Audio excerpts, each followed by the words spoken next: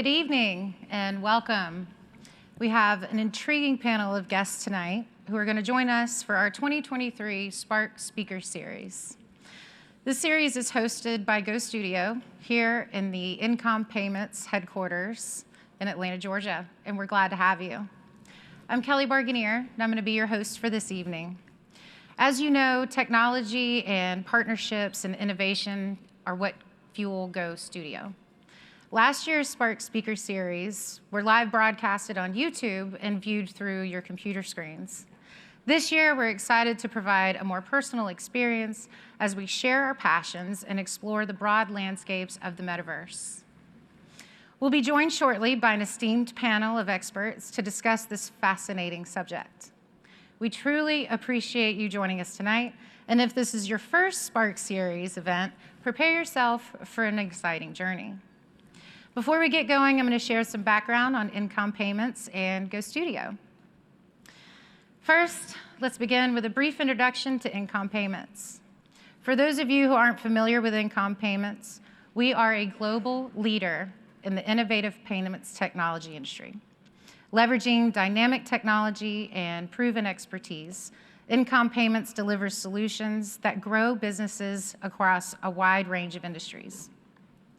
Go Studio is InComm Payments' in-house innovation center with consultant services to solve clients' unique challenges. Go Studio has a diverse team of highly skilled professionals focusing on emerging technology solutions for today, tomorrow, and the future. As markets and strategies evolve, Go Studio delivers world-class services and support to help grow a client's business and meet consumer needs. Tonight, the Go Studio will focus your attention on the Metaverse.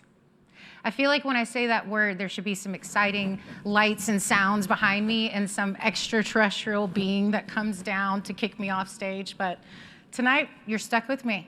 I hope that's enough. You know, Gartner defines Metaverse as a collective virtual shared space created by the convergence of virtually enhanced physical and digital reality, providing amplified immersive experiences. If you've been curious to learn more about the Metaverse and how to leverage it, you're in the right place. We at Go Studio believe the Metaverse is going to be a series of connected, persistent, immersive experiences that bridge your virtual and physical worlds. We've been actively building Metaverse experiments for the better part of a year, and we're really excited with what we're discovering. One of the things we've learned is that everybody has a different definition of what the Metaverse is.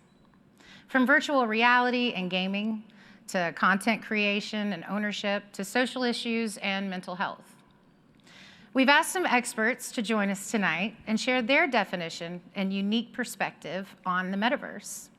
So let's get started with a very warm welcome to our panelists. We have Dana Dojnik, XR Advisor, Sageworx, and board member of Invest Atlanta. Christine Livingston, Managing Director of Innovation and IoT at Protiviti. Elizabeth Strickler, Professor of Media Innovation and Entrepreneurship at Georgia State University. Adeniyi, Ogunsua, Director of Industry Digital Strategy at Microsoft. And Mike Su, Manager of Channel Strategy and Virtual Reality at Meta. So if you join me for a warm welcome. Thanks for coming and joining us tonight. Now, each of our special guests are going to present their interpretations on this fascinating topic before we begin our panel discussion. So if you become sparked with questions, if you'll hold those thoughts for the audience engagement portion of the event, we'll get to you at the end of the presentations. So our first presenter tonight is Dana Dojnik. If you want to come up and join us here. Welcome. Thank you for coming. Thank you. Now, Dana recently joined Sageworx as XR Advisor and is a board member for Invest Atlanta and XR Atlanta's Women in XR. Now, what is XR? So we like to think of all of the immersive technologies like virtual reality and augmented reality and extended reality, and we put them all under that XR space. Oh. So easier to manage and verbalize, excuse me, as we think through what the tools are that might allow us to enter into the metaverse. Oh, that makes sense. Yeah. Well, I'll turn the floor over to you. Great. Thanks, Kelly. So I'm not one to talk to slides. I'm here to chat with all of you and look at all these faces because this is probably one of the, I don't know, second or third in-person events that I've had an opportunity to actually come out and speak with people and feel comfortable doing so. As Kelly shared, I'm Xavier Dojnik, and I've had the pleasure of working in the XR space for about 8 years now, and I've had the opportunity to work with Intercontinental Hotels, leading their XR strategy. I've done some wonderful projects with Delta, Change.org, and some other interesting ones along the way who can't be named. So we've had this, I'll say, moment where we finally have put this big label of Metaverse onto this space. And I prefer to really think of it as a multiverse. I think we were just chatting backstage, as you start to think about what the Metaverse is, how many people here are over the age of 40? Raise your hand. So many of you will remember our ISP days when we had to go to one browser for one thing and another browser for another thing, and these guys were doing this well and those guys were doing it that well. And I feel like that's where we are right now with the Metaverse. We recognize that there's going to be lots of small multiverses that might eventually start to align and come together. And I think that's still in its early infancy, and we'll see where that goes over the next year or 2 or 10. I've had the pleasure of starting in my early days and trying to convince Intercontinental Hotels to take some baby steps into the XR space. And that's what I'm here to talk with you all about. I wanted to give my definition up front so I could get that out of the way and talk with those of you who might be wanting to take these small steps into the metaverse and talk about some of the tools that can get you there. So I dive deep into the XR space, which encompasses augmented and virtual and mixed reality.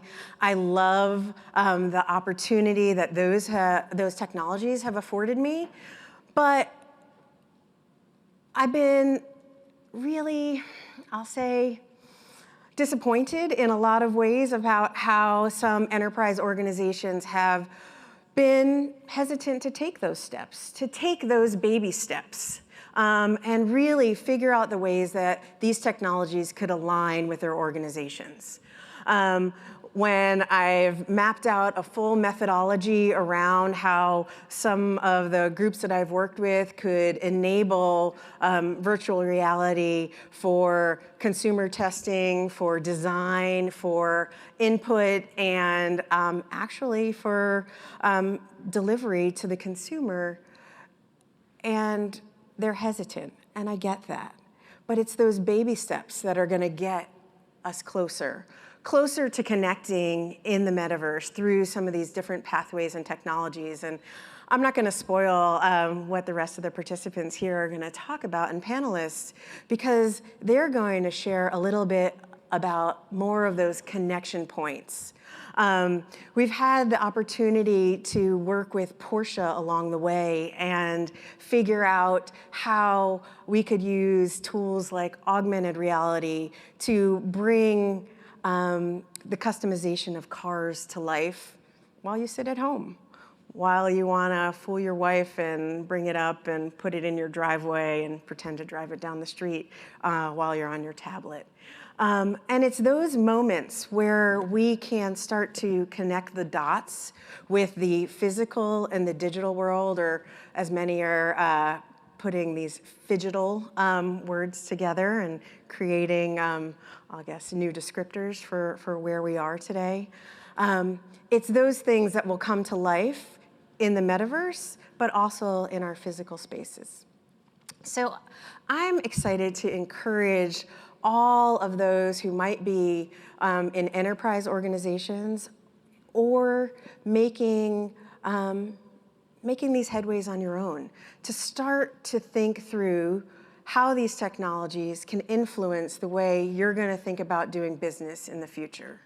Whether it be through various tools like XR, AR, and VR, or whether it be through payment options in the blockchain, or whether it can be through how we're going to start collecting art and music and aligning with the creators and giving them credit where credit's due.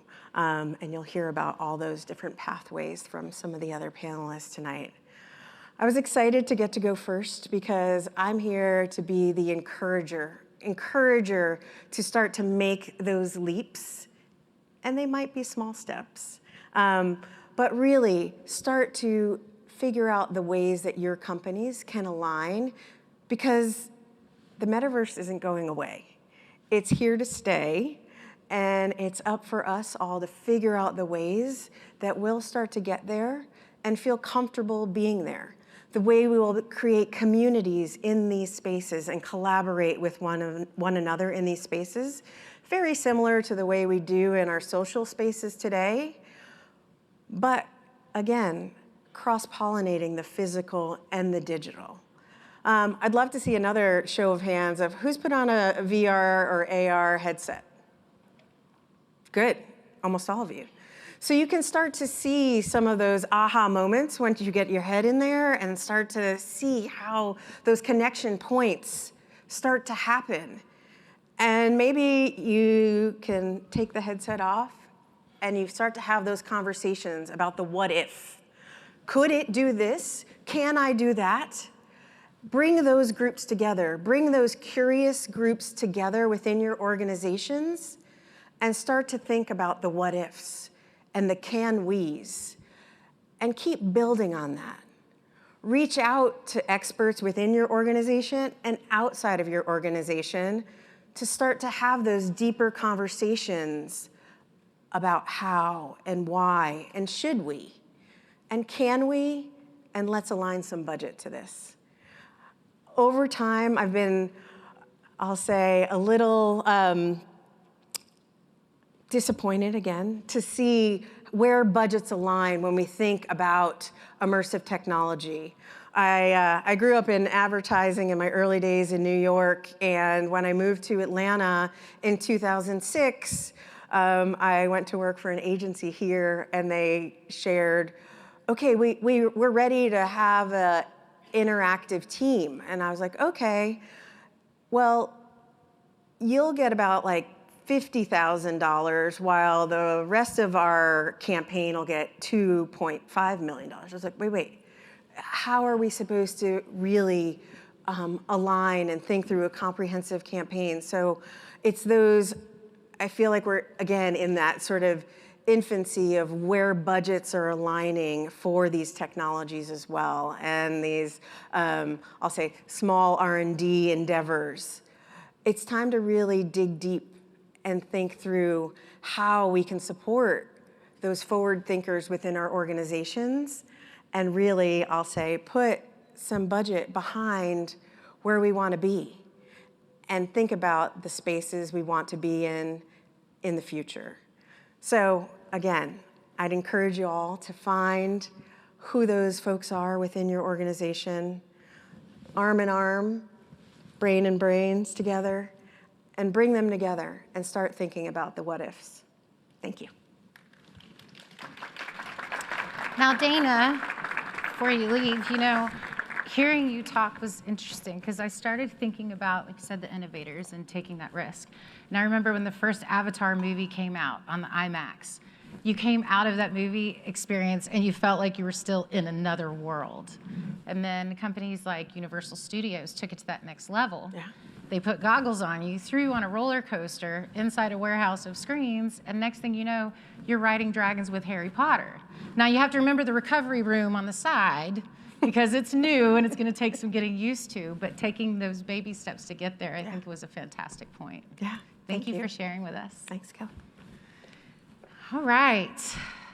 Now, on to our next speaker. I want to welcome Christine Livingston. Everybody welcome Christine. Thanks, Kelly. You're welcome. Now, Christine has spent over 15 years in technology consulting with a background in implementing new and emerging technologies. She leads IoT initiatives at Protiviti and is passionate about enabling new technology and capabilities with a security-focused mindset. Look forward to hearing from you. Great. Thanks. Thanks so much, Kelly. So I think I'll kick us off by saying, yes, yet another definition, right, of the metaverse. So everyone is going to have their own perspective, and we've already talked about a couple of different times. We like to really think of it as a simplified expression, right, which is this collision of the virtual and the physical worlds and the immersive experiences that exist at that intersection. And when we start to think about, one of the big things I've been asking is why now? And I've spent a lot of time in emerging technology. There's always an inflection point. Why now? What's interesting about today and the metaverse and where we're at? And when I reflect on artificial intelligence, that's a space I spent a lot of time in, the concepts are not new. That's been around for decades.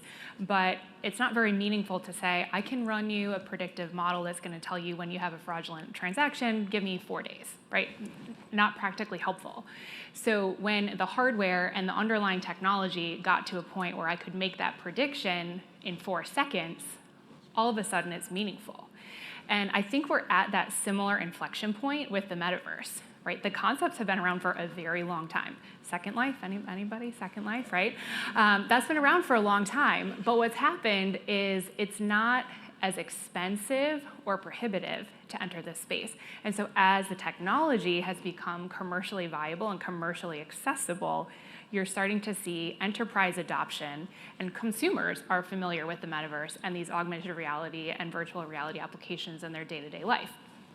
So I really want to focus today on what are some of those enterprise applications. We're really seeing companies adopt and embrace this in meaningful ways, and I'll talk a little bit about some of the ways we're seeing that adoption play out today. So this isn't perfect, but what we're seeing, if we start to think about the value continuum, where are we today? Where are most enterprises realizing value? Where do we think it's going to go? Most of what has been done to date is more focused on branding, PR, marketing, and a little bit of education, right? So maybe you can learn a little bit about your products, your services, you're making people aware, you're providing a new channel. There is a lot of value being realized in those experiences. That's what a lot of people are familiar with today. We're starting to see some of this move into some customer and employee experiences. So we're seeing some really interesting applications of things like virtual reality training. There have been really interesting studies around how comfortable people feel in the same situation, both pre and post virtual training session, as you're kind of simulating what does that real world interaction look like.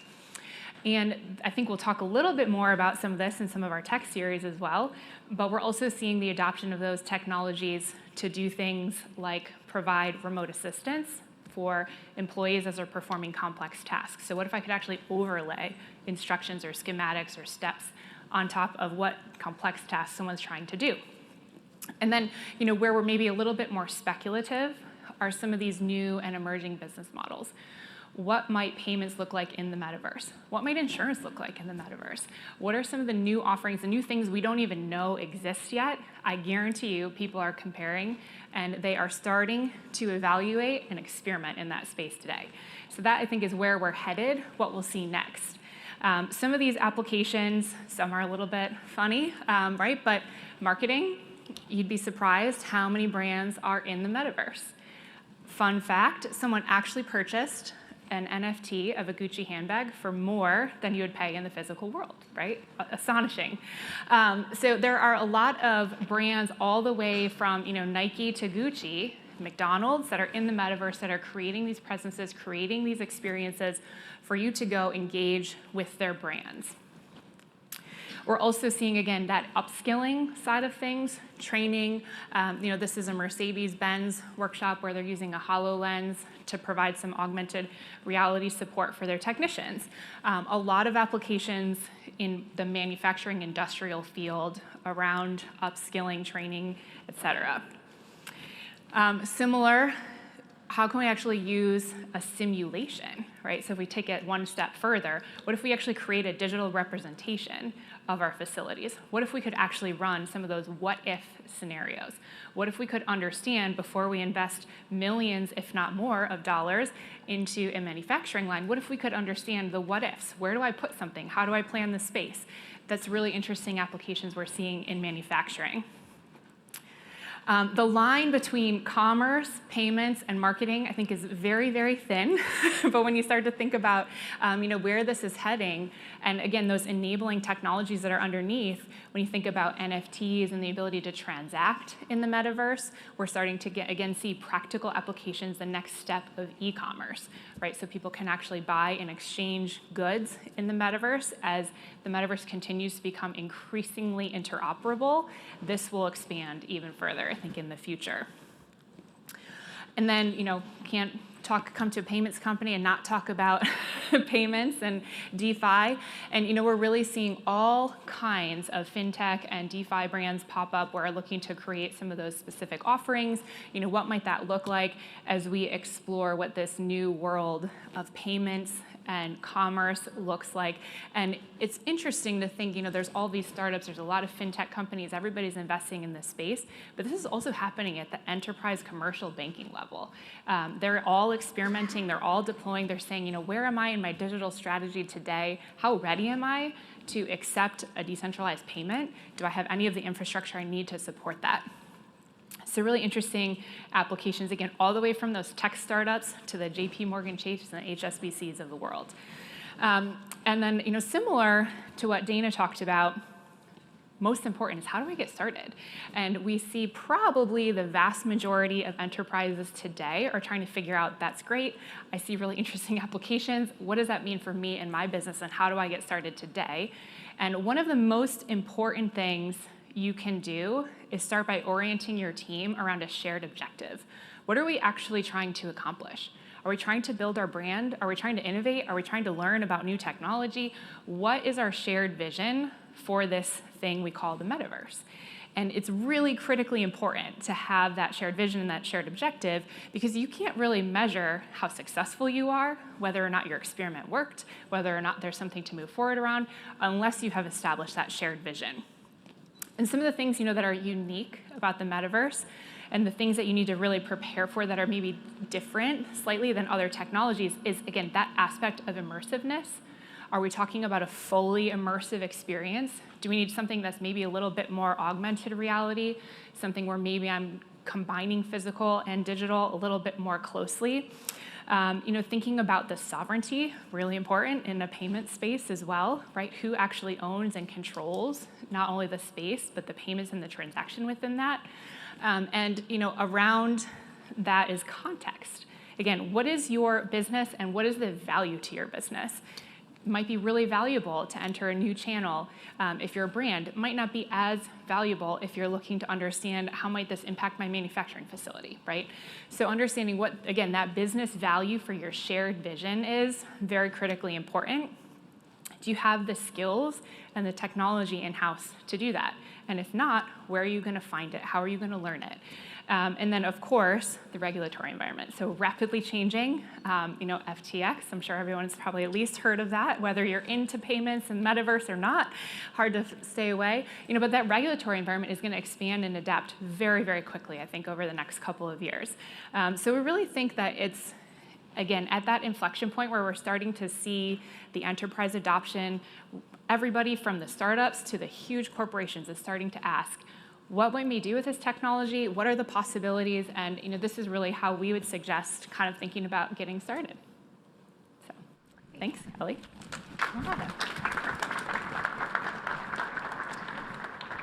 You know, when you were talking about, you know, simulations to try to do training ahead of time, I thought about Tom Cruise, right?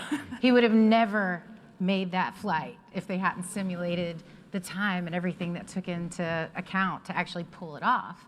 And then also, as a mom of a teenager, I can't tell you how much of my money has been spent on these skins where they can have the new J's in Roblox that he never wears. It's not tangible, and yet it's such a profitable business. It is amazing. Yeah, and you know, if you have questions and you're not quite sure how it fits a business model, Go Studio, that's what we're here for.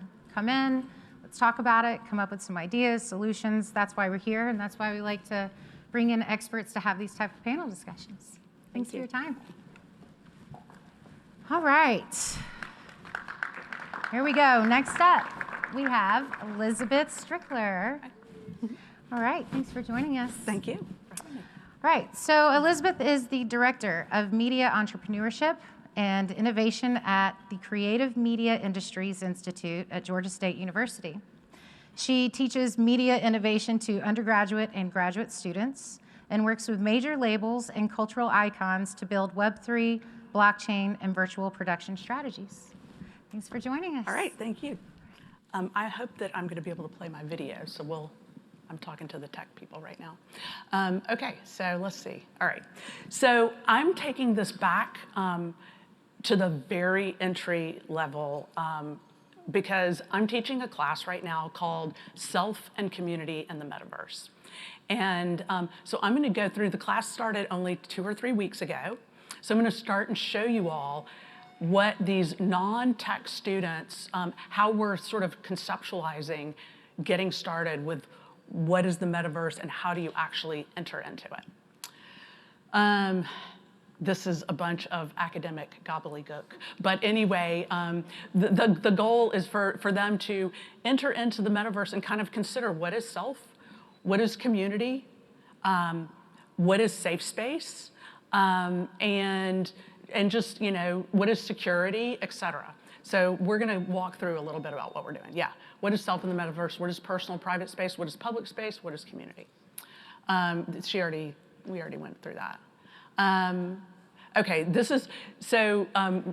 just going to show you some slides, this is their iCollege, this is their learning modules. Anyway, you know, what does it mean to experience a virtual world as an avatar? So we start off, before I talk about what we're going to do in the class, I talk about what are virtual worlds that you've experienced? What have you, you know, what do you think of a virtual world? Roblox, Minecraft, or they think about sci-fi worlds and dystopia.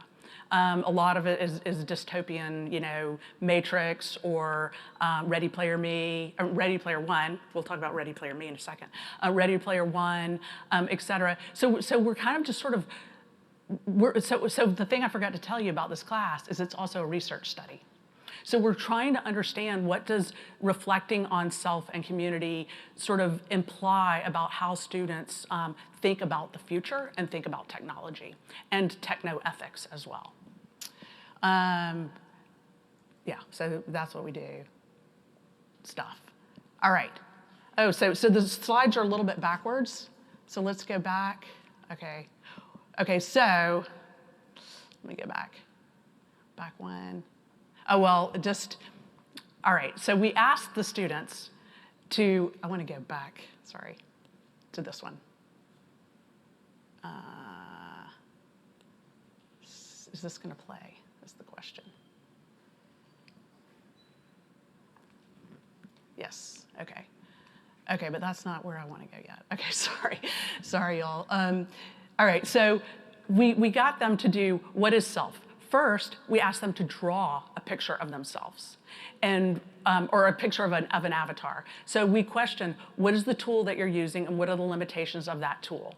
All right, so they're drawing, the pen, et cetera. Next, we went to Ready Player Me, which is more of a cartoonish avatar creation tool, which I might get to in my slides, because they're a little bit out of order. Then we went to MetaHuman. All the tools that we're using are web browser based, accessible by even a smartphone. Maybe this one's not with a smartphone, so they come into class, but all the other tools are used with a smartphone. So let's play this. Okay, let's see if this will play as a video. Does it play as a video? Yeah, oh yeah, oh, I have to ask you. Oh, okay.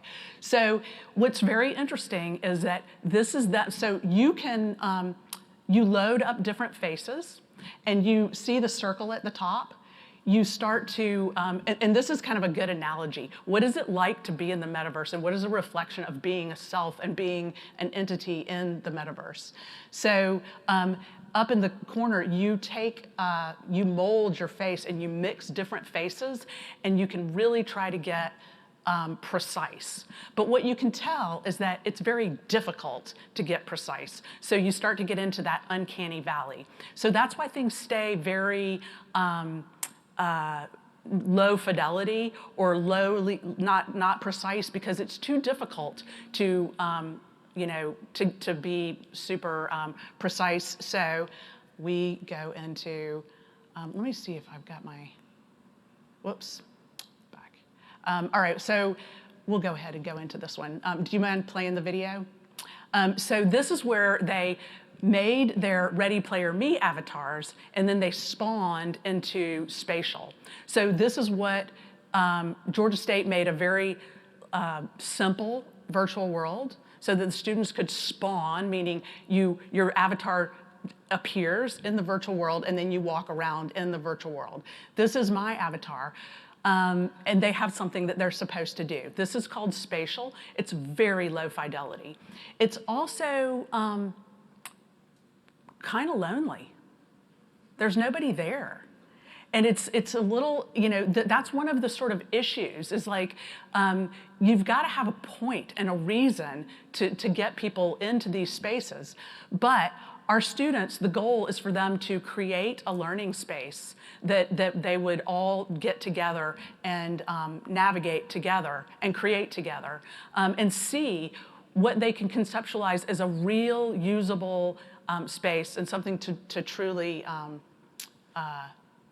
be engaging.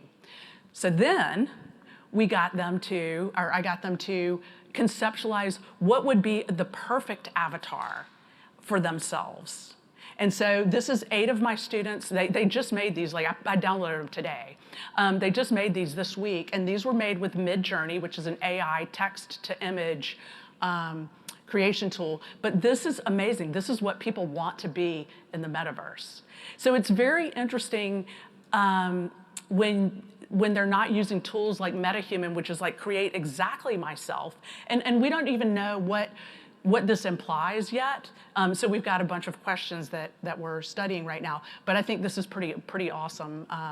And they're going to eventually make 3D versions of this, but with low tech. Yeah, so now then, okay. So this is the Ready Player Me. So the other one, this is the one I wanted to show you all. Will you play the video of this one, please? This is sort of the in-between, and this is what sort of is the most comfortable for people right now, because it approximates themselves, but it is not too precise, right? And so, but what's really interesting in the techno-ethics component of this, they're considering these tools as consumers, but also what will it be when they're creators? I mean, when they're you know, decision makers and they run companies. So they're very critical when they're, you know, consuming. But then when I ask them, what about, you know, what are the tensions when you have to like support this technology? And you can see, you know, from their Midjourney images, this is not exactly what they want to look like, right? But and they're very critical about there's not enough skins, there's not enough hairstyles, there's not enough, you know, all the different things. So it's very interesting. Okay, we'll move on from there. Okay, so then what is private and personal space? So I showed you that very lonely spatial image, which is like you enter in, there's not much to do, and you're roaming around. It's like if you walked into a warehouse. Why would anybody want to go to a warehouse? But if you spawn here, it's overwhelming, right? You haven't figured out what your move is.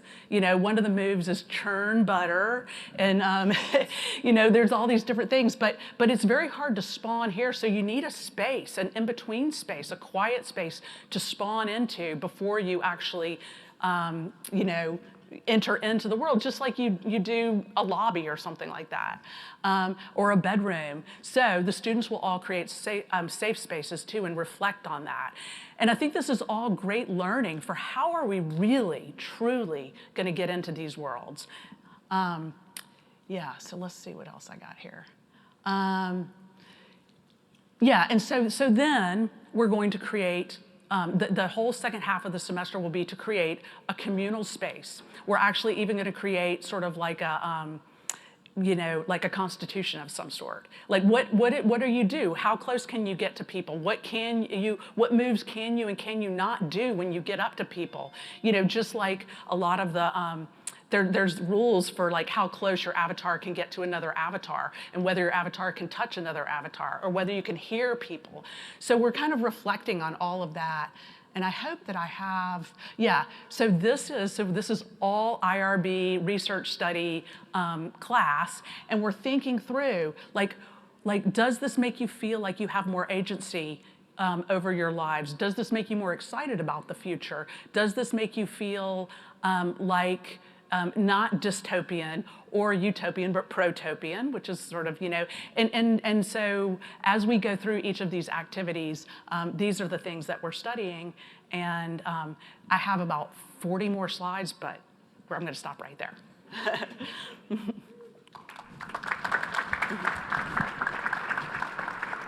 Thank you, Elizabeth. That was great. Yeah. And you know, several things. I mean, this is such a broad area, but you start thinking about the convergence of virtual and physical. And I'm always curious about the ethics behind that, you know? And I'm sure as a professor of college students, we were talking early before this started, you're in a classroom with 4 students that physically show up. Can you imagine if you had a metaverse, shared space, how many students would actually attend class if they could pick their own look and style and features as their avatars? You know, and I feel like just working at InComm, we use Microsoft Teams, and everybody got so excited about the different backgrounds. Could you imagine how exciting meetings would be on Teams if you could make your avatar and be your most confident self to build that confidence, you know, in person as well and physical? Yeah. Thanks for sharing. I think that was great. Sure.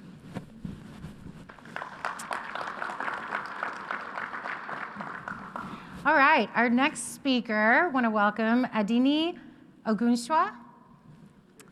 I've been practicing. Thanks for joining us. You're welcome. As a senior director and industry digital strategist, Adeniyi leads teams to design and build the future of organizations facing digital transformation and transitioning to the cloud. The floor is now yours. Thank you. Thank you. So much, Kelly. Well, good evening, everybody. I just want to talk about payments in the metaverse. So a lot of the speakers have talked about what metaverse is, what you can do it, the kind of walls. I'm going to touch on a little bit of that, but I'm not going to go deep. I really want to just concentrate on payments, right? Because it's really important to pay for, you know, to receive maybe royalties from your maybe digital assets that I'll talk about, and how can you benefit? What are the benefits? What are some of the major players? What are some of the risks of using payments in the metaverse, and what can you do? So we'll get started. So we talked about what the metaverse is, and the definition is really a collective virtual space of digital and physical space. So the meta part of it is beyond. The verse is really the universe. But here are the components. So you start from a VR, which puts you in a simulated world. You have the augmented reality, which is basically supplementing the real world. Then you have the mixed reality, which we had the HoloLens, where you have the real and virtual worlds together. Then you got the blockchain, which is really a distributed ledger technology. And then you have digital twins. So you guys know about, you could physically, before you physically build a building now, you can actually build it virtually. So that's a digital representation. You have AI.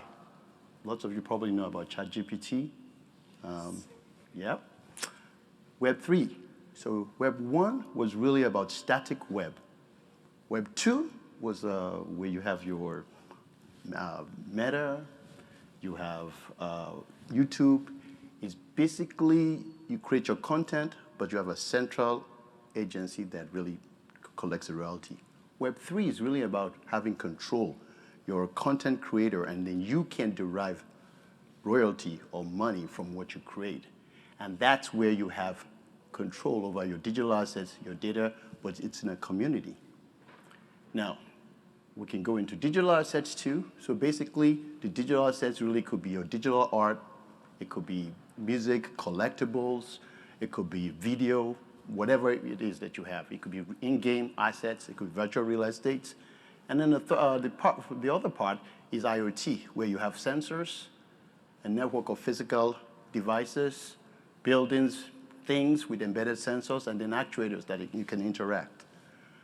And so there's a concept of the world, which is a collection of spaces, and of course, Meta has a lot of horizon worlds. You have decentralized land where you can have parcels of land in the metaverse, and you can buy. You have Allspace VR. You have Fortnite, which is like, they've got their own, probably like tons and tons of games. You've got Roblox. And then in terms of payments, there's so many types of payments, right from cash, right?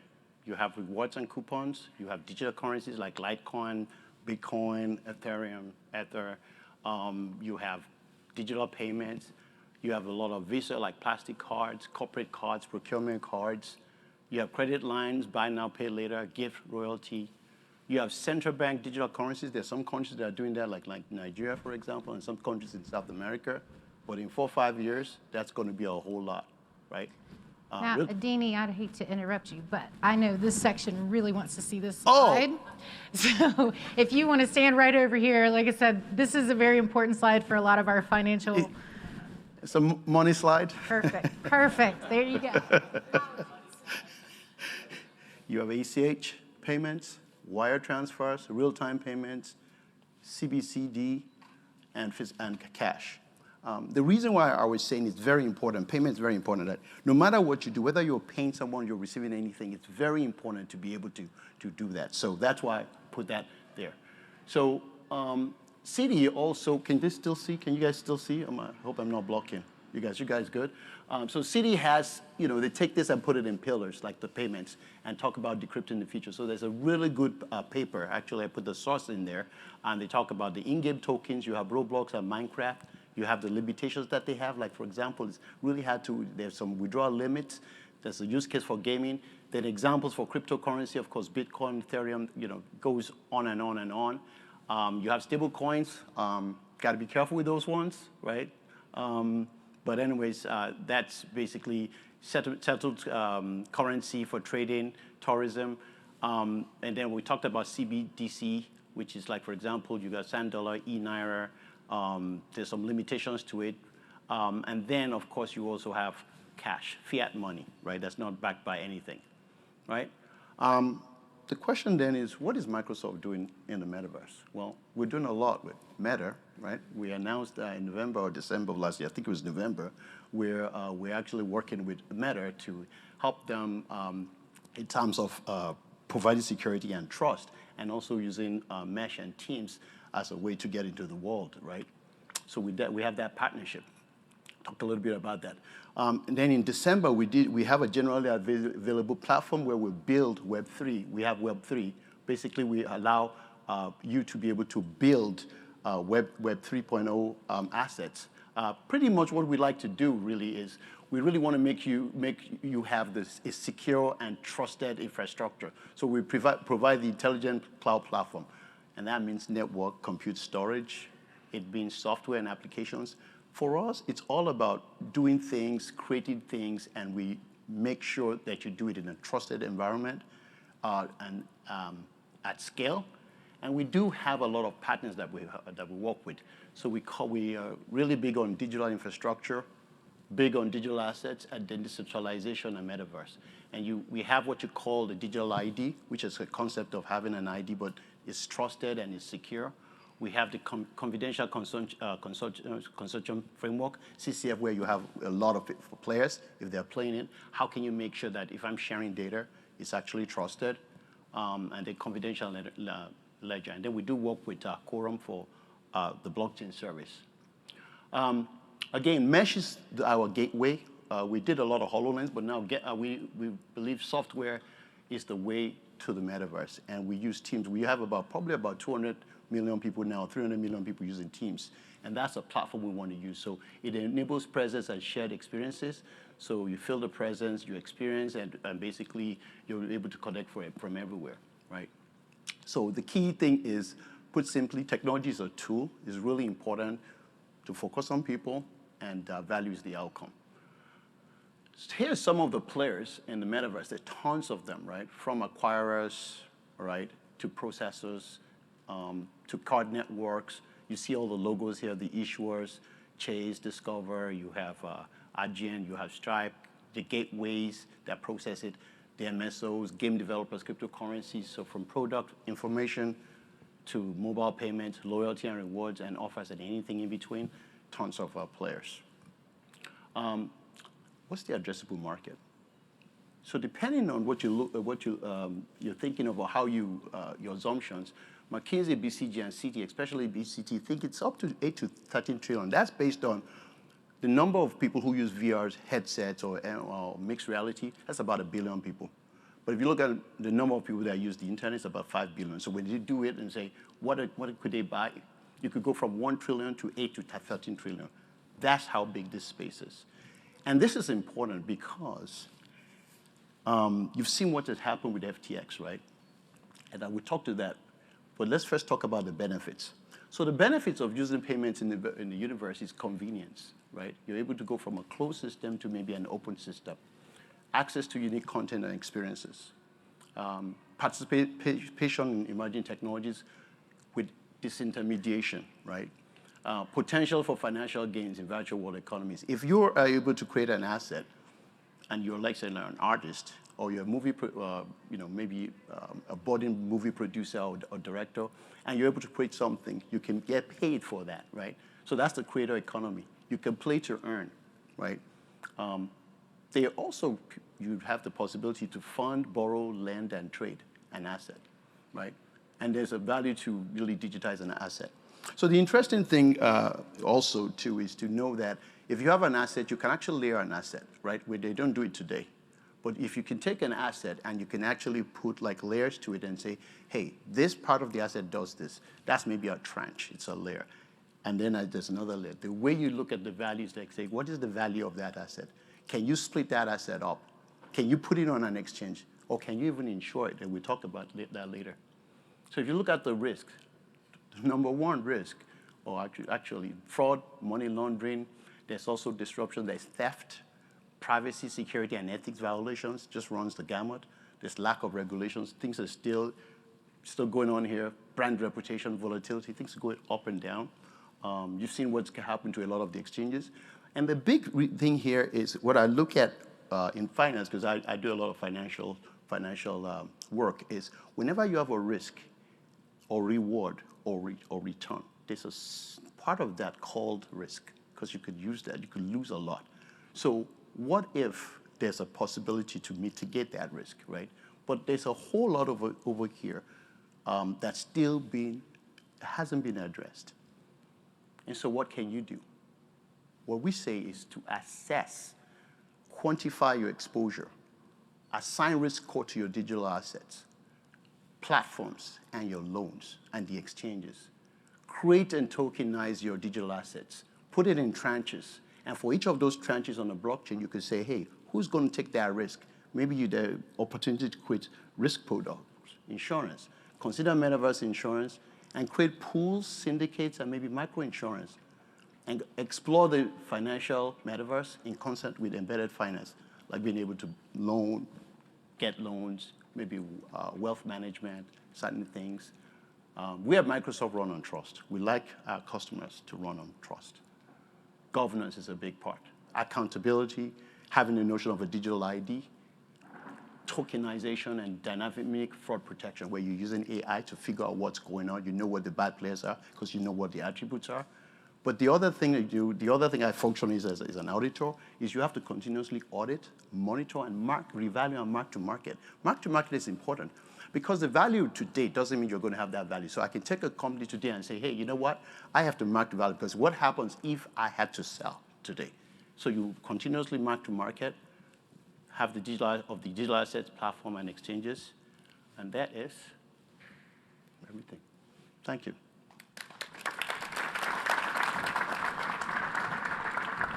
That was great material. Thank you. Thanks for sharing. Thank you. And it made me think about, can you imagine what state we would have been in if we hadn't at least already started stepping into the metaverse before COVID? Yeah. Throughout COVID, with the restrictions that were there, still having, especially for our retailers, our partners, our customers, payments, it would have been a far more challenging experience. Absolutely. And then in the payments section, you look at places, the InComm China office talks about, they don't carry wallets. Mm-hmm. As long as you have your phone, you can do and explore and get whatever you need. And it's exciting to see where we can go. Absolutely. Thank you for sharing with us. Thank you, Kelly. Appreciate it. Okay. Our final special guest speaker, Mike Sue, is going to come and speak with us. Welcome, Mike. Thank you, Kelly. Yes. Good to have you. Now, Mike is a manager of channel strategy for digital products and virtual reality at Meta.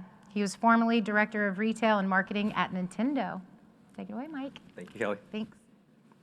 All right, I'm going to try to get through this without saying the word metaverse 100 times, but please don't count.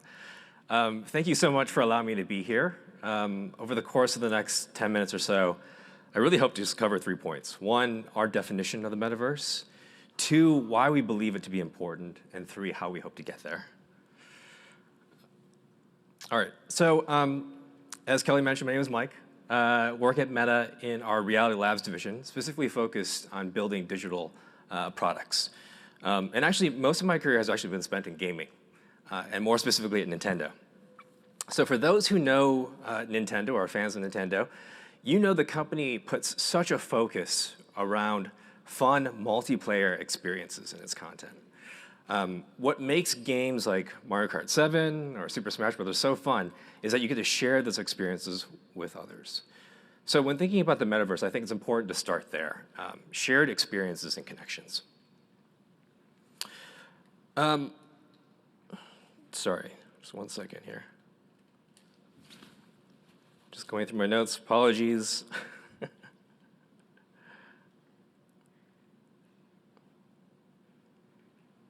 Yeah, if you could scroll up, please. Thank you.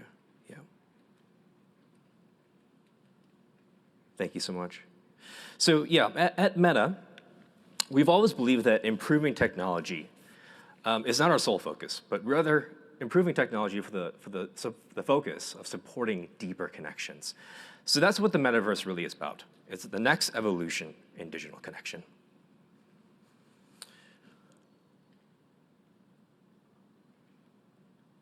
Sorry, my clicker's not working. All right. So one of my favorite places to consume content is on Reddit. And occasionally I will read comments about the metaverse, and shockingly, not all of it is positive. All right. What I think is interesting is that when you look back upon major shifts in computing platforms, you'll see a lot of the similar sentiment. If you look back at 1994, fewer than 30 years ago, people believed the internet was overhyped because it was difficult to understand and difficult to see practical applications. And so I understand a lot of the sentiment here, and my hope is that you walk away today with a better understanding of what the metaverse is and the opportunities that exist. So let's take a quick look at how we've arrived to where we are. In the early days of the internet, it was very much a single-player, read-only experience, right? Our experience was centered around reading content through a computer.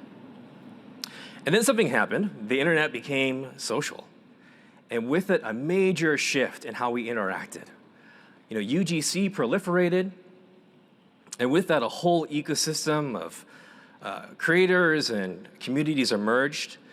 People could interact with brands and products they liked. E-commerce was born. And then through all of this, the proliferation of Mobile devices really served as a behavioral catalyst in this behavior. And so the emergence of new technology and advances in computing power will fuel yet another shift. And this shift is the metaverse, where we believe consumers will have a much deeper and richer way to interact. We believe the opportunity will be massive, not least of which because it builds on each preceding tech advancement. I like Adeniy's forecast a little better. I think he had 8 to 13 trillion. On here, we have a source here that's citing 3 trillion in 10 years.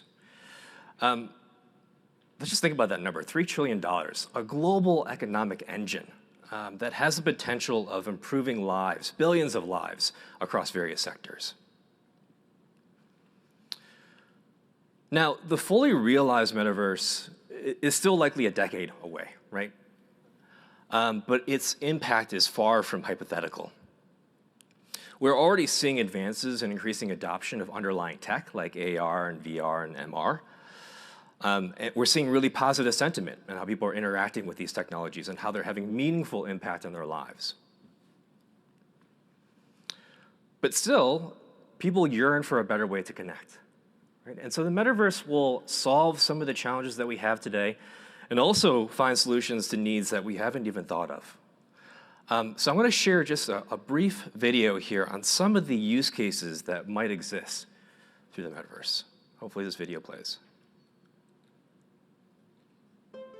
Some people say the metaverse will only be virtual. But one day, this lecture hall will be made of code. And though they're virtual students, what they'll learn together is real.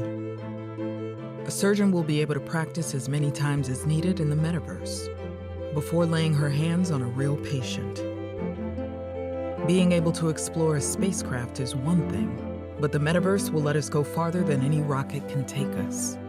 In the future, students will be able to take a field trip to ancient Rome. And young artists can learn from a masterpiece. Farmers will one day use augmented reality to help ensure the best yields. And urban planners will be able to model traffic solutions to help decrease commute times. So while the metaverse may be virtual, the impact will be real.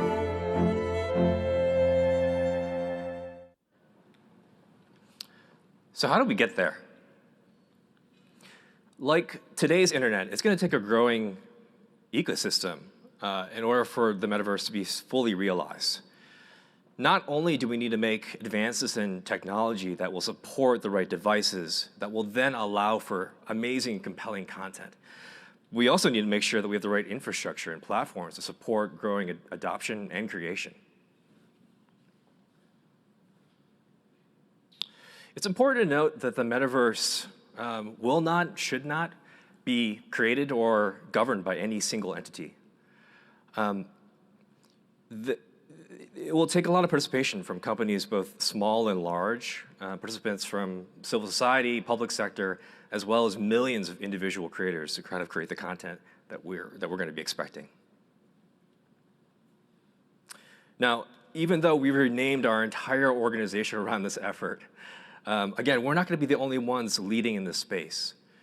If you look at the chart here, we have a whole host of companies performing in different roles in building out this ecosystem.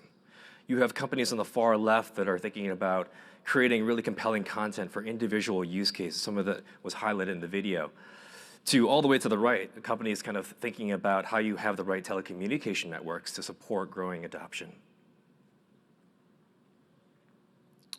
So to help these organizations, and at past Meta Connect, the one that Adeniyi mentioned, where we had the Microsoft Meta partnership announced there, we also shared our vision, as well as highlighted some of the investments we made across various areas to support the building of the metaverse.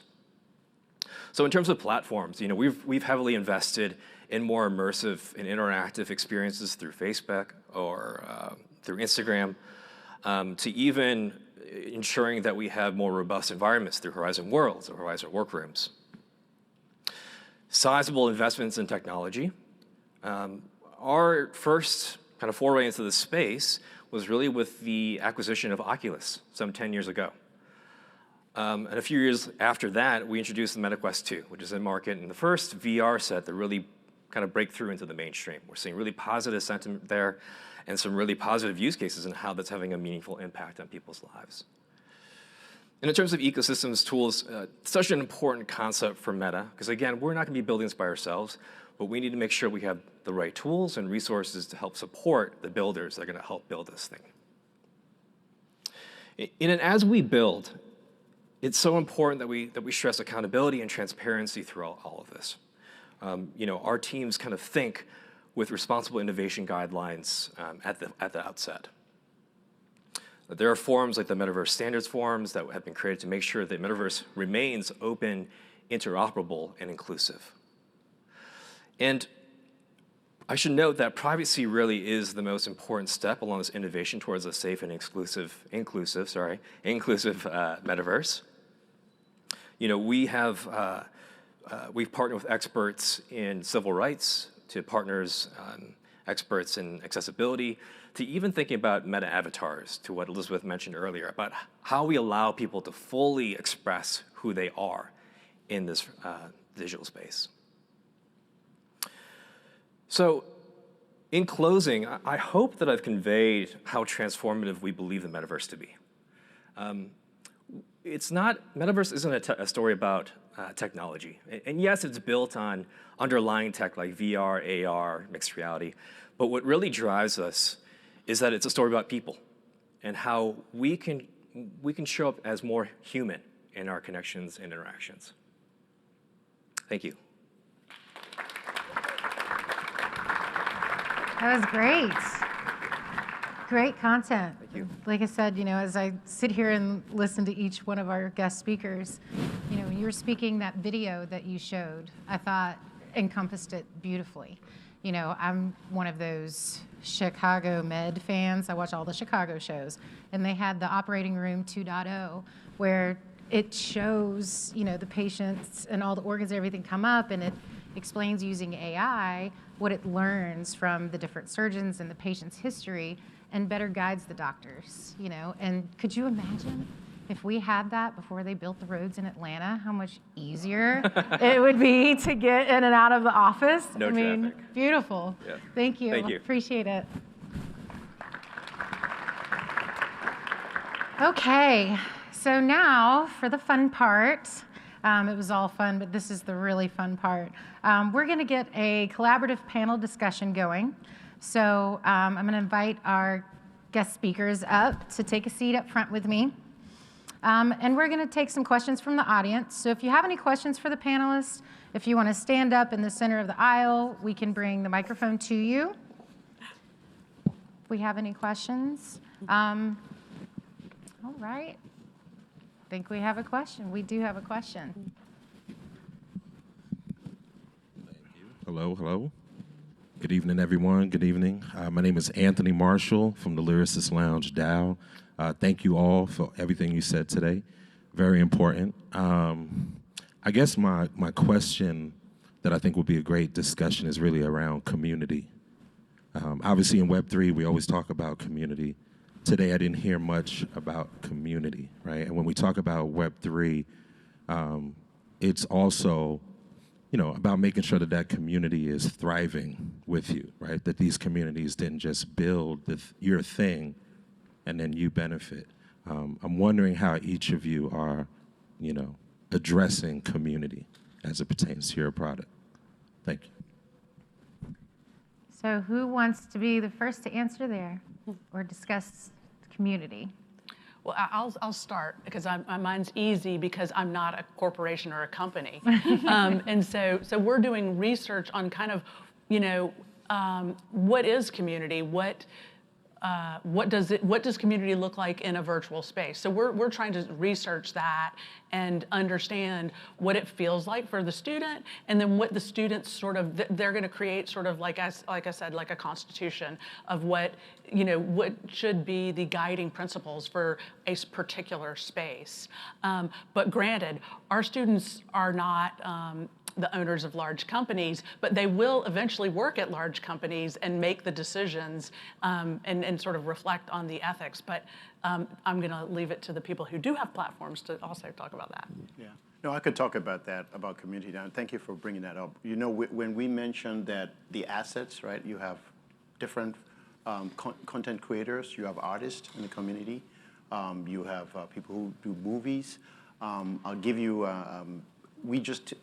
Microsoft just built a building in Atlantic Yards. And if you look at a lot of the arts in there, it's really about local community artists. We do have resource groups, Asian resource groups, Black at Microsoft, I'm a member of that. We do a lot of reach out. When we're doing things like this and we're going out, we do have programs that we go into reach with the community, right? And so we never exclude community, because as part of, in fact, in one of the speakers, one important thing is, why would you have the metaverse without a community is really empty. It's really nothing, right?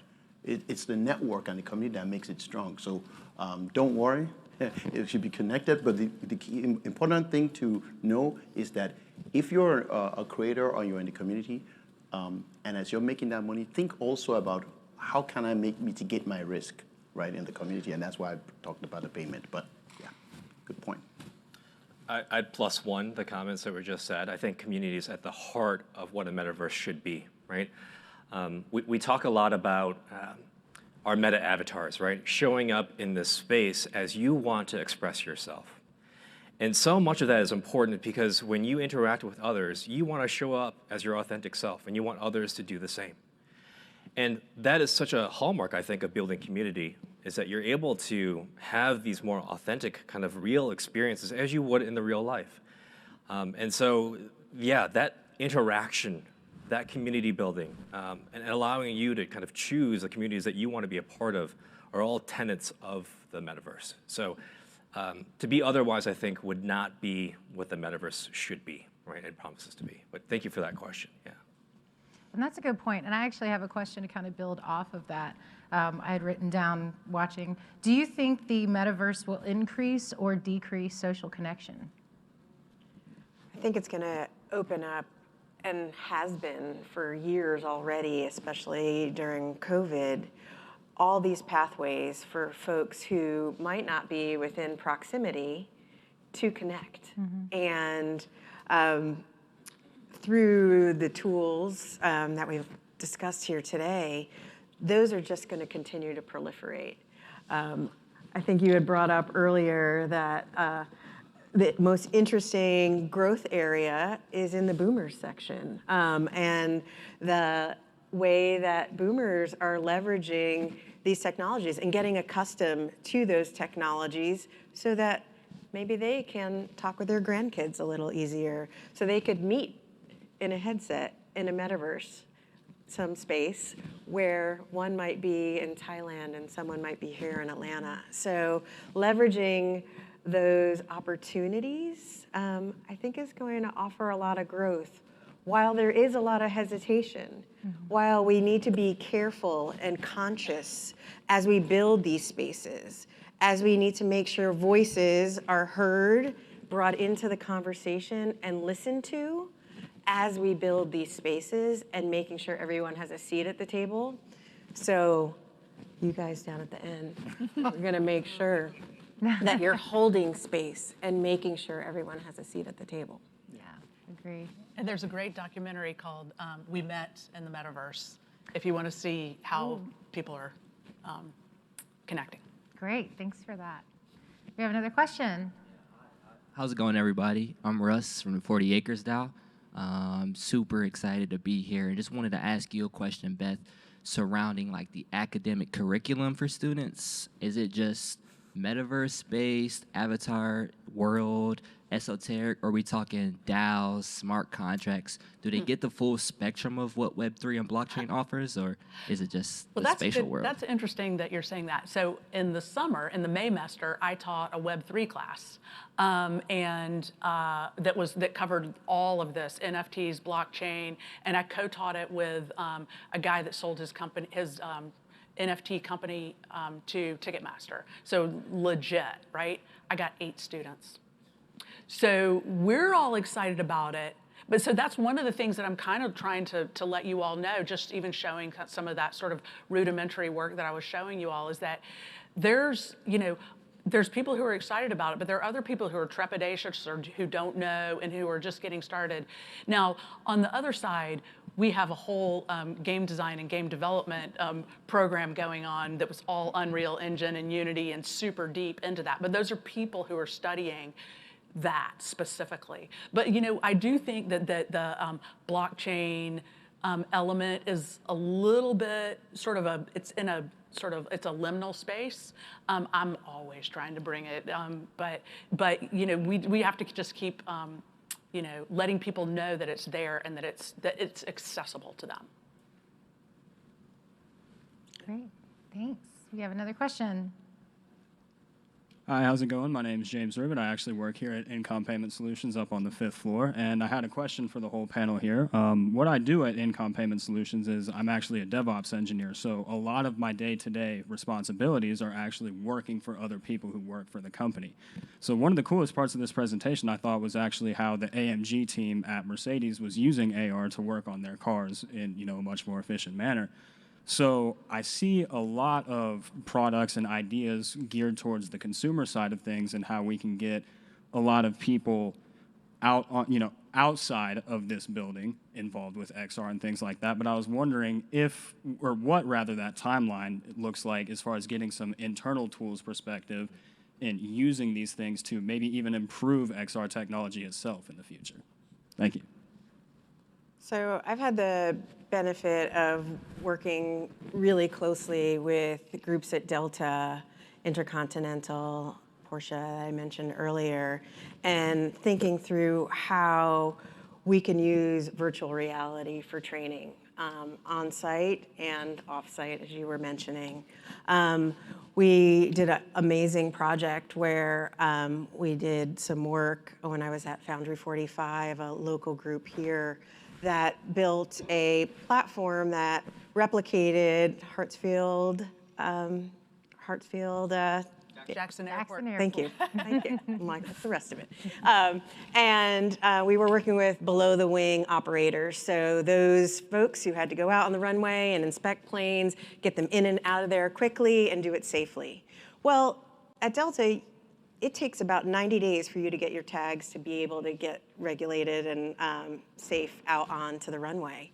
And we built a immersive platform in VR where they were able to take a headset and go out and do that training probably about 85 days in advance of when they would actually be actualized and be able to get out onto that runway. And they could go through and learn on every different type of plane as well, right? Because usually when they're, I'll say, practicing, they only have access to whatever plane might be able to be grounded for X amount of time, usually from like 2 to 4 in the morning.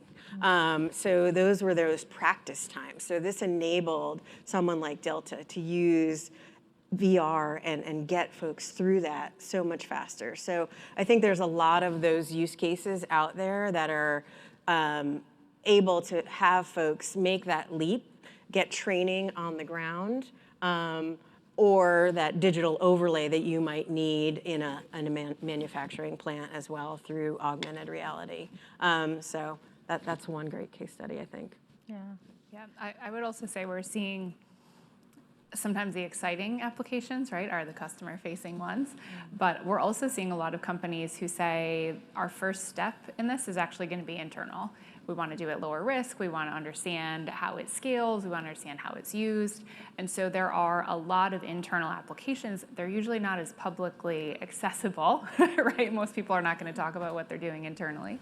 So I think there are a lot of those internal use cases. Bank of America is another really great one. They did virtual reality training, I think, at 400 branches, and there was phenomenal statistics that came out of that around how comfortable people felt in certain scenarios. But I think even beyond training, we're seeing applications for internal audit. I think you referenced that, right? How can you actually inventory?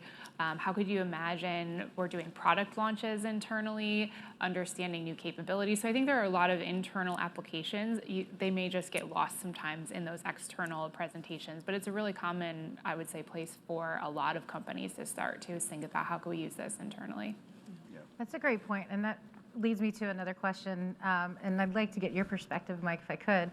What would a brand's first steps be if they want to get involved or start getting included into the metaverse? What should those first steps look like that we just mentioned? From my POV is, don't think of it as such a leap, such a insurmountable task to kind of just try out this new technology. Buy a headset, right? Work with our teams and just get some hands-on experience. So much of, I think, so much of the compelling use cases we've seen, I think, stem from just really trial and just kind of imagining the applications that could exist within your organization. Some of them are, I don't have examples, unfortunately, but some of them aren't as straightforward as you might think, like, oh, I'm immediately going to be able to do X, Y, and Z because of this tech. A lot of it is born on the scene by having your teams kind of trial this tech out and getting a sense for how you could apply it in your day-to-day processes. So trial, I think, is number one. Yeah, I want to talk about like smart buildings or smart infrastructure. If you're an architect or you're an engineer, you could build things virtually. You could walk through the building. You could actually write and design, look at 4 or 5 iterations of it, and would talk to your customer. So even as an engineer or as an architect or as a builder, it's like it takes a village to build a house, as you know, or building, right? You have the electrical engineer, the mechanical engineer, the architects, the contractor. So a lot of times you have to put this, all the models, BIM models in, right? And it's going to be in the metaverse later on. But when you come in, you could go, wait a minute. We got this 20 stories, but we got the beam that's going through, is going to the electrical panel. What's going on? So you don't have to go and do a change order. You could actually see it virtually. And you can actually walk through it and say, wait a minute, it doesn't have the right height. And so a lot of that you could do in-house before you even go to your customer. So that's happening right now. That's been happening. It's been happening for a while. For at least 8 years. That's the use case we built at IHG. That's around. Right. They have a wonderful space out in Smyrna where they're building a physical hotel room in a warehouse, and they would bus consumers out there and guests and get their opinion and fill out a physical survey. That's right. And it would cost $120,000 to build out a single hotel room. Wait for all the products to come in from overseas and build out that room.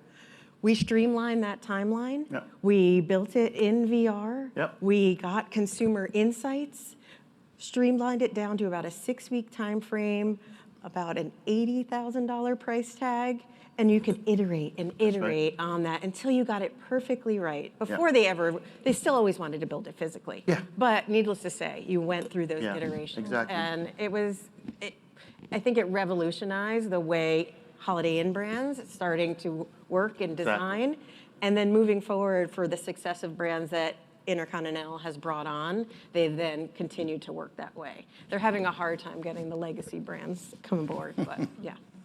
Well, and it's funny, you just answered the next question I was going to ask is what do you foresee as some of the quick wins when incorporating Metaverse with a brand? And I think you just said it, reduce costs, reduce timelines. You know what you're getting into before you invest that time and timelines. You It can gives you also a better experience it too, right? Yeah. Like, you can experience it and go, well, I don't really like that color. I don't really like the way I feel here, right? So it's not just a costing, but also a quality thing too. Yeah. Yeah. I can know if I'm going to like myself with red hair or not now. Yeah. Maybe you have another question. All right, good evening. My name is Quentin Henry. First of all, I'd like to say thank you all for your time, sharing this information. As someone who's just trying to get abreast on this, it's been very informative. So I work in content. I actually have worked with ISG doing content management in the past, but and I think Michael, your video kind of touched on something that I was thinking about. one of the use case scenarios as far as, building out content. You spoke about it being inclusive, but you also want to be kind of free for, anyone who wants to use it. And one of your use case scenarios is, you could have a classroom, go back in time and visit things. And that's kind of one of the examples I want to think about. How are the conversations, are you thinking about governance around the content without getting too political? There are entities and powers that be that, are literally trying to rewrite history right now as we know it. So when you talk about building out this content, and, just like with any technology, it has great opportunities and benefits, but there are always inherent, dangers, risks, whatever you want to call it, built into, technology. So how is the conversation around governing that content, I don't know, from an individual's perspective or from, say, an enterprise perspective or an institutional perspective? Yeah. I can take the first stab at that one. Appreciate the question, Quentin. Thank you. I would say we, as an organization, prior to renaming ourselves Meta, right, we were Facebook, and to no surprise here, right, we've learned some lessons in our journey here. And I think a lot of those lessons can be applicable to the metaverse. The good news is that we've got some time here. We've got 10 years before this is a thing, right? And I can tell you right now, I can't give you, I guess, probably a satisfactory answer on the specifics that we're applying to kind of governance, but I can tell you it is at the forefront of what we're trying to build. There is no build without building responsibly for the metaverse, because to the points that you raised about this being open and inclusive and in being kind of a transparent space, we need to have some guidelines and some standards and forms in place that make sure that it remains that way as a safe environment. So I can tell you there's teams dedicated to just thinking about this one thing, and they are embedded through everything that we are building to support the metaverse. Yeah. I was just going to add one thing, which is, the more people that get involved and start building and thinking it through is the better world that we're all going to build. So that's why education is so important to me. But self-education is also important, and there's lots of ways to get involved and start to kind of see, where things could go wrong and make sure that you're a part of the building. I think there's some great groups out there as well. The VR/AR Association, if you're looking to delve into some organizations that are really thinking through that governance and thinking of it at a global intellectual level, not governed by one enterprise organization, but multiple inputs.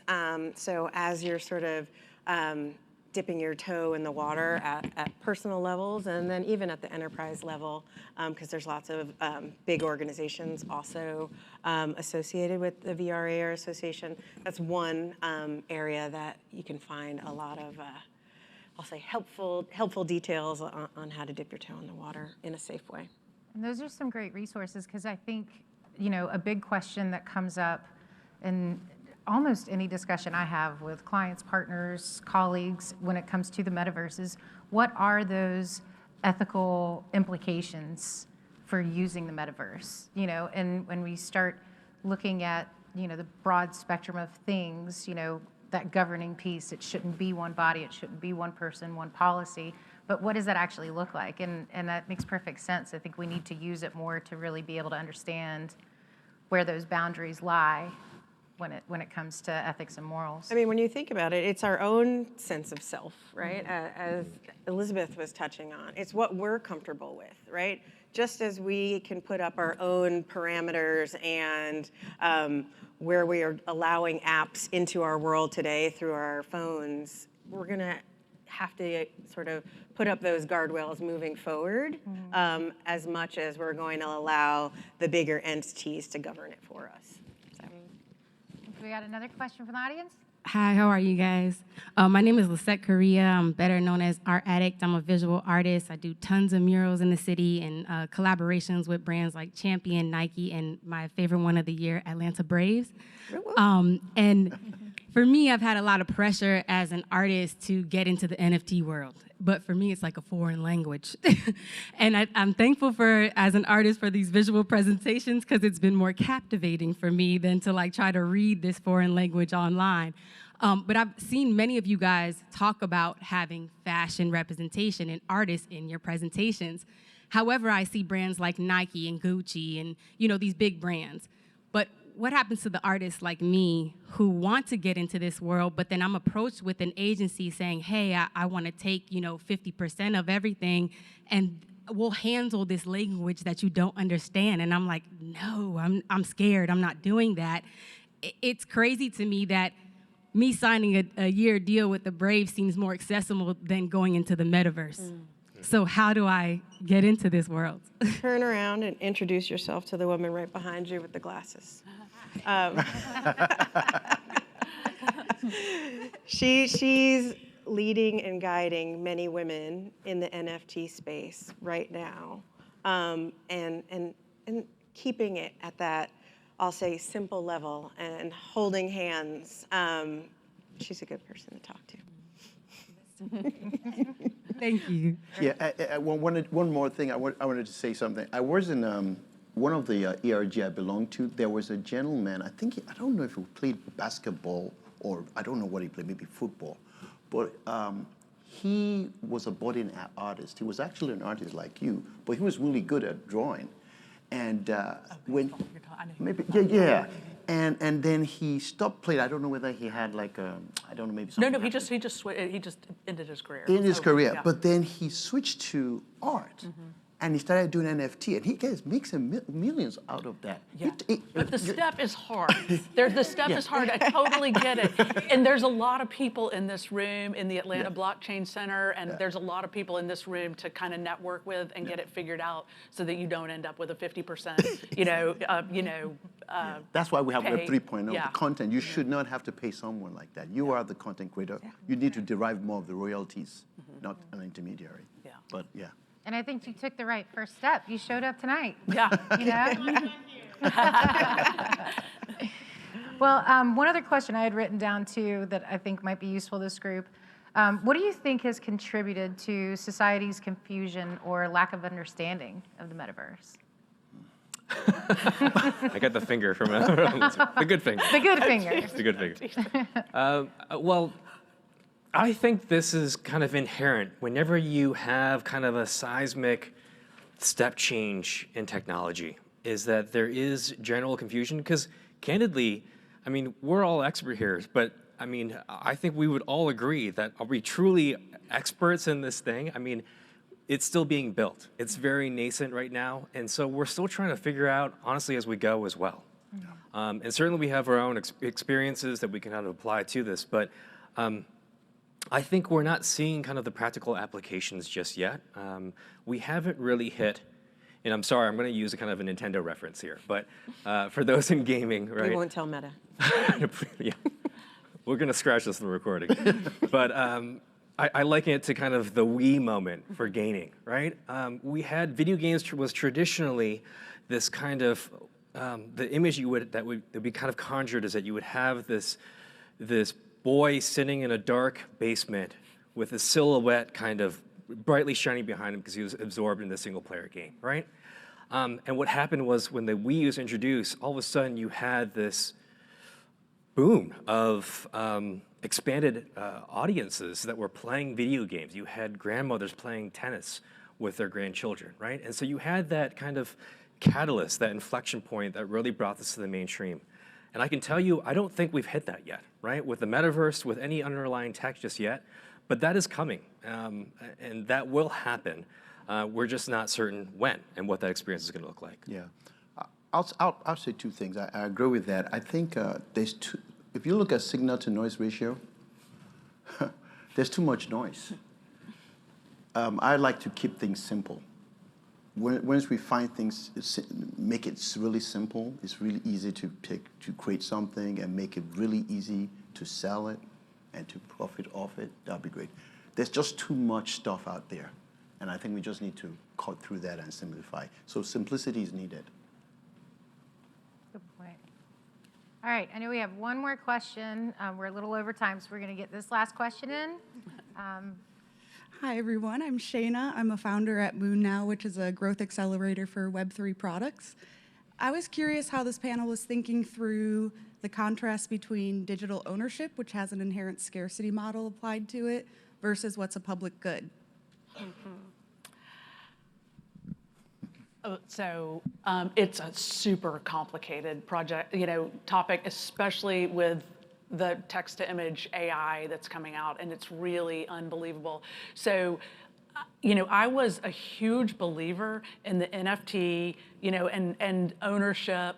So I have this slide that I play that's like pieces of toast being copied on a copying machine, which is hysterical because you can't copy a physical object, indefinitely, but you can copy a digital object indefinitely. The NFT prevented that from happening, but why? Because so then we're into this ownership. I own. But at the same time, I'm not going to take your shirt off of you. That would be rude if I took that off of you. And so it's about labor. So I think that you need to think about it as labor. If labor went into something, and then it's being copied, then should it?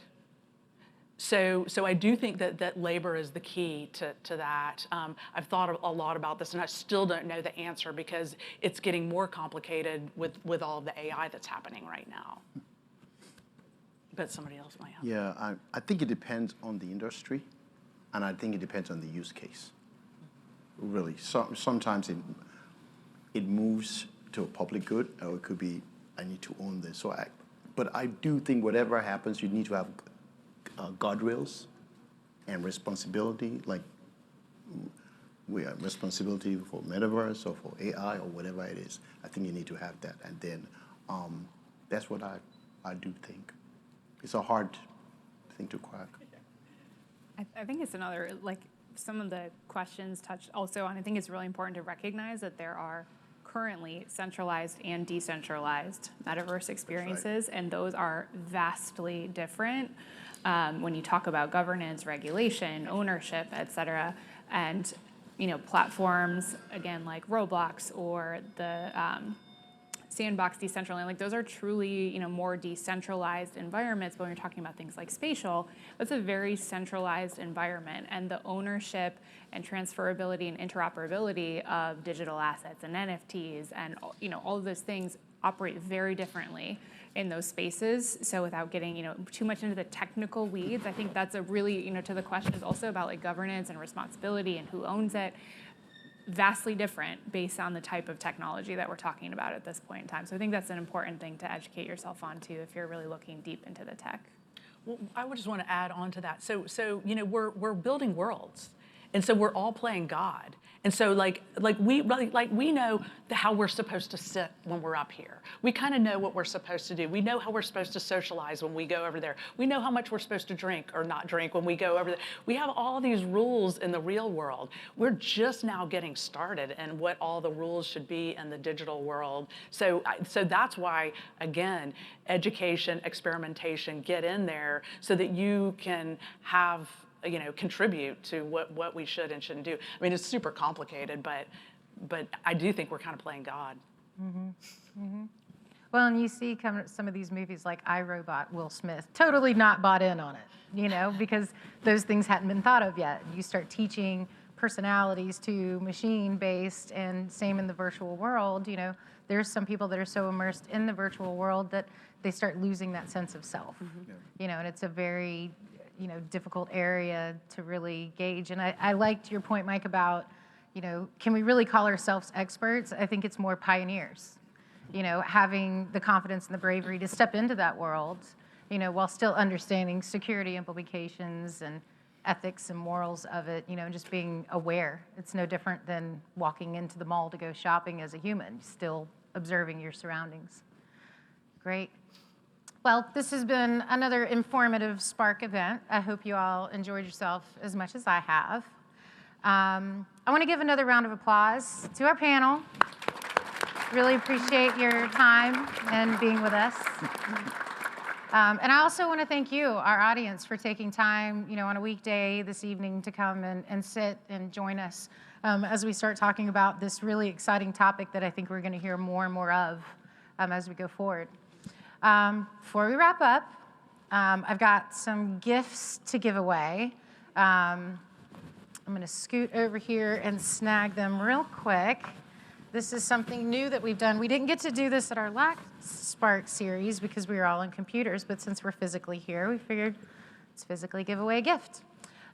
So we had some of our fun friends in the back that did a drawing based on registration. So our first prize is a Microsoft Power Bank. And the winner is Jeremy Gilbertson. Do we have Jeremy Gilbertson? Where'd he go? Jeremy Gilbertson, are you in the building? No, right there, just grabbing a beer. You're in trouble. See, that's what happens when you leave early. Thanks for coming. Hope you enjoy it. Yeah. All right.